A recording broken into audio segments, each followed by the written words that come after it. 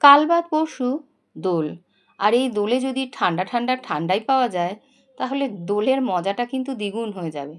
ঠান্ডায় বানানোর জন্য কাজু, আমন্ড, পেস্তা, পোস্ত, চারু মগজ, তারপরে এলাচ, একটুখানি জায়ফল, লবঙ্গ, গোলমরিচ, কেশর আর গোলাপের পাপড়ি দিয়ে 1 কাপ জল দিয়ে সমস্ত উপকরণ ভালো করে মিশিয়ে নিয়ে মিনিমাম 1 ঘন্টা ভিজিয়ে রাখতে হবে। ওভারনাইট হলে খুব ভালো হয়। এদিকে ঠান্ডায় বানানোর জন্য দুধটা জাল দিয়ে নিচ্ছি। আমি 1/2 লিটার দুধ 3 চামচ চিনি দিয়ে জাল দিয়ে ঠান্ডা করে নেব।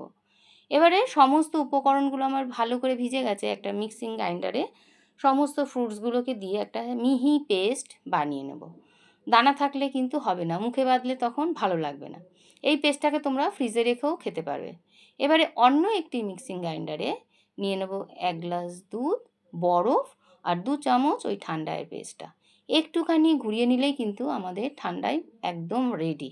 খেতে কিন্তু দারুণ লাগে। এবার আমি সার্ভ করছি। বরফ আর গার্নিশের জন্য ওপরে ছড়িয়ে দিচ্ছি একটুখানি পেস্তার গুঁড়ো। রেসিপিটা কেমন লাগলো জানিও। ভালো লাগলে সাবস্ক্রাইব করে